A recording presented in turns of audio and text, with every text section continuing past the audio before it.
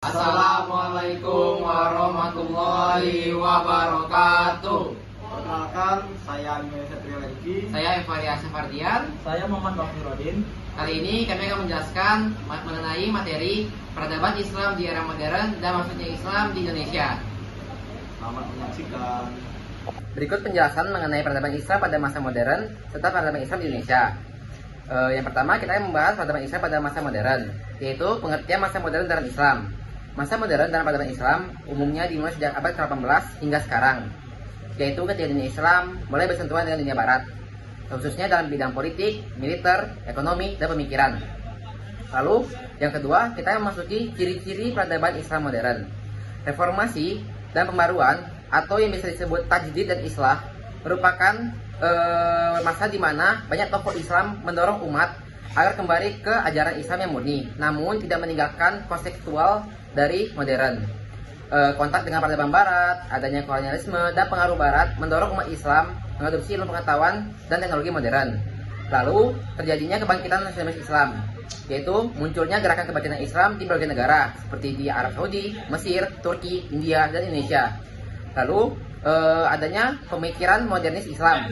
Tokoh seperti Jamaluddin Afghani, Muhammad Abduh, dan Rashid Ridha berperan dalam mengembangkan pemikiran Islam modern.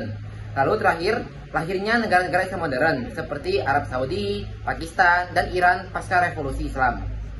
Lalu yang ketiga, kita memasuki perkembangan bidang lain. Dalam bidang pendidikan, banyak negara Islam mendirikan universitas Islam yang modern dan lembaga pendidikan Islam yang menggabungkan ilmu agama dan ilmu dunia. Lalu dalam bidang teknologi dan ekonomi, negara-negara Islam mulai ikut serta dalam kemajuan teknologi dan pengembangan ekonomi berbasis syariah, seperti bank-bank atau ATM syariah. Lalu yang terakhir, memasuki bidang politik, munculnya sistem demokrasi pemilu dan partai-partai Islam dalam konteks negara modern.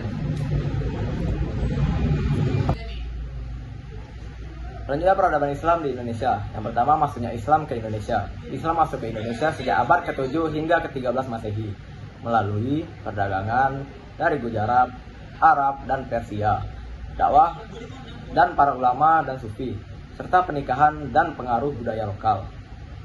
Yang kedua, pusat-pusat peradaban Islam di Indonesia. Yang pertama, dari Kesultanan Samudra-Pasai, yaitu kerajaan Islam pertama di Nusantara. Yang kedua, ada Kesultanan Malaka, yaitu pusat perdagangan dan penyebaran Islam di Asia Tenggara. Yang ketiga, ada Kesultanan Demak, Mataram, Ternate, Tidore, Aceh, dan Banten, yang menjadi pusat pemerintahan dakwah pendidikan Islam. Yang ketiga, ciri khas peradaban Islam di Indonesia. Yang pertama, sinkretisme, yaitu Islam bercampur dengan budaya lokal seperti wayang, selamatan, dan tradisi pesantren. Yang kedua, ada pendidikan Islam tradisional, yaitu lahirnya pesantren sebagai pusat pendidikan Islam.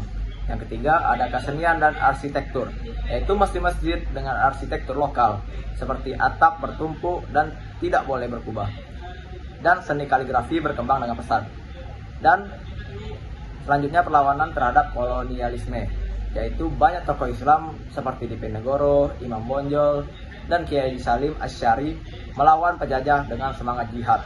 Yang keempat, ada perkembangan Islam di era modern Indonesia.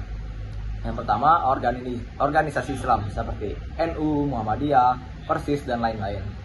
Yang kedua, ada Islam dalam politik seperti Islam, partai Islam, pengaruh Islam dalam perundang-undangan, hingga politik identitas. Yang ketiga, ada pendidikan Islam dalam modern, seperti lahirnya sekolah Islam terpadu, madrasah, dan universitas Islam. Dan terakhir adalah Islam digital dan dakwah media sosial, seperti tren dakwah online dan pengaruh ulama di dunia maya.